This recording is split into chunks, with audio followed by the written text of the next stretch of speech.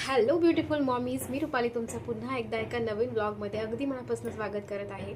तर आजचा ब्लॉग हा सगळ्या नवीन मम्मींसाठी आहे, ज्या एकट्या असतात आणि बाळाला अंघोळ आणि मालिश करायचं म्हणजे खूप भीती वाटते आणि हा खूप मोठा टास्क वाटतो, त्यांच्यासाठी आहे. तर कशा इझी वेमध्ये बाळाला मालिश कशी करायची आहे, अंघोळ कशी घालायची आहे, ह्याबद्दल हा व्हिडिओ आहे. डिटेलमध्ये मी तुम्हाला या सगळ्या गोष्टी दाखवलेल्या आहेत. सो व्हिडिओ पाहण्याच्या अगोदर सांगते, असेच नवनवीन व्हिडिओ पाहण्यासाठी चॅनलला सबस्क्राईब करायला विसरू नका. दर शनिवारी मी एक छानसा व्हिडिओ तुमच्यासाठी अपलोड करणार आहे. हा व्हिडिओ आवडल्याच्या नंतर लाईक करा आणि कमेंटमध्ये मला नक्की सांगा.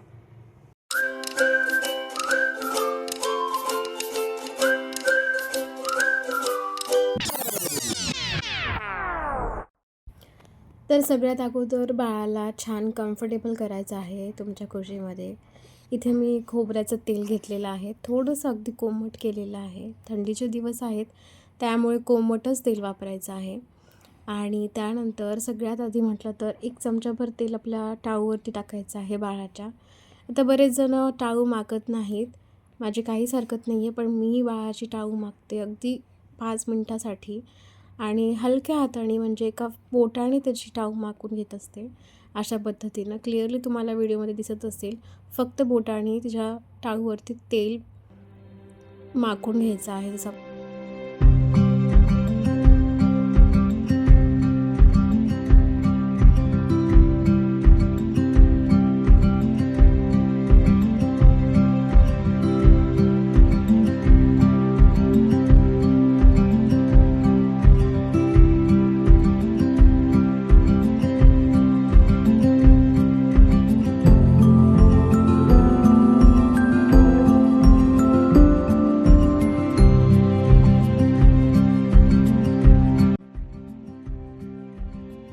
आता नेक्स्ट स्टेप म्हणजे बाळाच्या नाभीमध्ये मी तेल घालत आहे.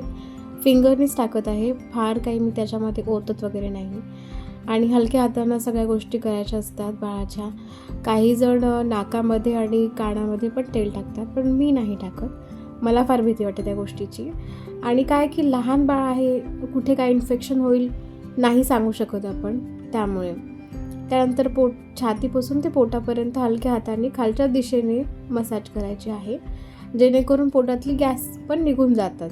त्यानंतर हाताला आपण ज्या दिशेने बसलो आहोत त्याच दिशेने बाळाची मसाज करायची आहे, उलट्या दिशेने कधीच करायची नाही. त्यानंतर जेव्हा आपण छाती आणि मान ह्यामध्ये जो गॅप असतो ना, तो दिसतच नाही ॲक्च्युली मानेमध्ये, तर तिथे पण छान तेल लावायचं, म्हणजे जेणेकरून तिथली स्किन जी आहे ती मॉइश्चर राहते. सतत घाम येतो, तिथली स्किन चिटकलेली असते बाळाची मान वगैरे, त्यामुळे तिथे पण आपल्याला तेल लावून हलक्या हाताने चोळायचं आहे. त्यानंतर इथे मी तळपायाला पिल्लूच्या पहिले तेल लावून घेते, छान चोळून घेते तिचे तळपायांना. आणि सगळ्यात महत्त्वाची मालिश म्हणजे पायाची असते. बाळ दिवसभर ॲक्टिव्ह असतं, सतत तो हात आणि पाय हलवत राहतो आणि पायांना त्रासही होतो कधी कधी, त्यामुळे पायाची मालिश खूप महत्त्वाची आहे. तुम्ही दुसरी कुठची मालिश करो नाही तर नाही करो, पण पायाला चोळलं ना, बरोबर मुलं गपचूप बसतात. जेव्हा पिल्लू खूप रडते ना, कधी कधी अचानक तिला काय होतं माहिती नाही, पण खूप रडते कधी कधी, त्यावेळेला नुसतं पायाला चोळलं, पायाला थोडंसं असं दाबलं ना, ती अजिबात रडत नाही, ती शांत असते, तिला बरं वाटतं त्यावेळेला.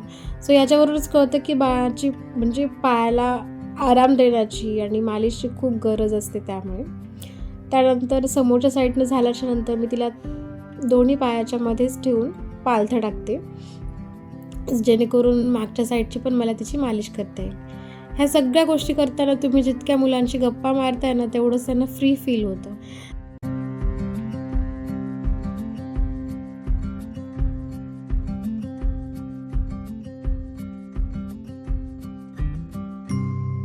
पाठीला पण छान हलक्या हाताने मालिश करून घ्यायची खालच्या दिशेने. मी ते खूप हळू मालिश करते आहे, पण व्हिडिओ मी जरा स्पीडमध्ये केलेला आहे, स्पीड वाढवली आहे, म्हणून कदाचित तुम्हाला हे सगळं स्पीडमध्ये दिसत असेल. त्यानंतर पाठीची आणि हातांची मालिश झाल्याच्या नंतर ना, पायाला पण बॅक साईडने पण जिथे मी चोळलेलं होतं तिथेच मी चोळणार आहे. तर अशा पद्धतीने पायाला चोळायचं आहे, हळूहळू चोळायचं आहे. अगदी असं फास्ट स्पीडमध्ये वगैरे चोळायचं नाही आहे. जितका वेळ तुम्ही हलक्या हाताने बाळाची मालिश कराल ना, तेवढं तेलही मुरतं आणि बाळांना पण छान फ्रेश फील होतं. तर आता नेक्स्ट स्टेप म्हणजे बाळाची मालिश तर झालेली आहे. आता अंघोळ घालायची आहे. अंघोळीचं पाणी नेहमी अ, फार गरम किंवा फार थंड करायचं नाही आहे. नॉर्मल टेम्परेचर असू द्यात. आता थंडी चालू आहे तर थोडंसं गरम घ्यायला काही हरकत नाही आहे. पण अगदीच कडक पाणी आणि ते मालिश झालेली आहे, छान शेकून निघेल असंही काही जणांना वाटतं. पण असं अजिबात करायचं नाही. बाळाची स्किन खूप नाजूक असते. त्यामुळे टेम्परेचर नेहमी चेक करूनच घ्या. आपल्याला सहन होईल, आपल्याला झेपेल असंच टेम्परेचर असू द्यात पाण्याचं. विनाकारण बाळाला त्रास होईल असं काहीही करायचं नाही आहे. त्यानंतर पहिले मी पालथं तिला टाकते कधीही अंघोळ घालत असताना, जेणेकरून डिरेक्टली पाण्याचा जो फ्लो असतो तो तोंडामध्ये किंवा एकदम पोटावरती गेला तर तिला अरबळून जातात मुलं. त्यामुळे मग मी पहिले तिला पालथं टाकून घेते. छान पाठीला वगैरे साबण लावायची, पायाला साबण लावायची आहे आणि केसांना पण थोडीशी साबण लावते मी. पहिले तर साबण आपल्याला बॉडीवरती ठेवायची नाही आहे, हातावर साबण लावायची आणि त्यानंतर मग त्याच्या बॉडीला साबण लावून घ्यायची आणि अशा पद्धतीनं हळूहळू पाणी टाकायचं आहे आणि अंघोळ घालायची आहे.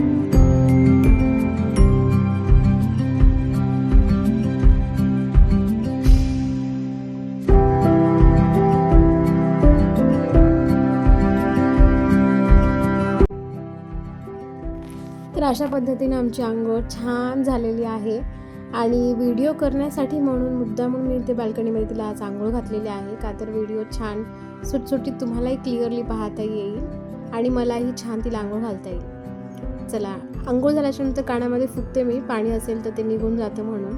आणि कॉटनचा टॉवेल वापरते मी तिच्यासाठी. कुठलाही फॅन्सी वगैरे टॉवेल अजिबात वापरत नाही, साधा कॉटनचा टॉवेल आहे हा.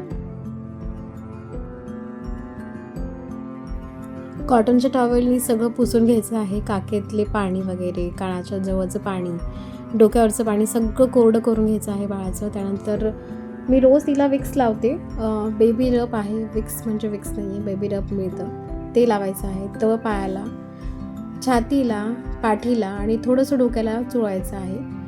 आणि आता थंडी चालू आहे तर मोस्टली रोज लावायला काहीच हरकत नाही आहे विक्स. त्यानंतर पूर्ण कानं बंद, म्हणजे कानाला पूर्ण पॅक होईल अशीच कॅप वापरायची. कानं झाकून घ्यायची, हवा लागणार नाही याची काळजी घ्यायची. त्यानंतर तिला मस्त बांधून टाकते झोपवण्यासाठी. आणि ह्या सगळ्या गोष्टी तिला हॅबिच्युअल झालेल्या आहेत, तर तिला माहितीच आहे अंघोळ झाल्यानंतर मम्मा असं बंद करणार आहे, असं बांधून टाकणार आहे. सो सगळ्या गोष्टी ती करू देते. मोस्टली मला बांधताना जरा त्रास देते. आता थोडीशी मोठी झालेली आहे, लहान असताना मात्र मी तिला खूप जास्त अळून छान बांधून टाकायची, पण आता ती तेवढं मला व्यवस्थित बांधून येते. आणि अशा पद्धतीनं छान अंघोळ झालेली आहे. आता तिला झोपवते आहे झोळीमध्ये टाकून. आय होप तुम्हाला हा सगळा व्हिडिओ इन्फॉर्मेटिव्ह वाटला असेल आणि प्लीज चॅनलला सबस्क्राईब करायला विसरू नका, जेणेकरून मलाही कळेल की मी जे कॉन्टेंट्स तुमच्यासाठी बनवत आहे ते युजफुल आहेत. आणि कमेंटमध्ये मला नक्की सांगा तुम्हाला हा व्हिडिओ कसा वाटला आहे ते. चला, पुन्हा भेटूयात एका छानशा व्लॉगमध्ये. तोपर्यंत बाय.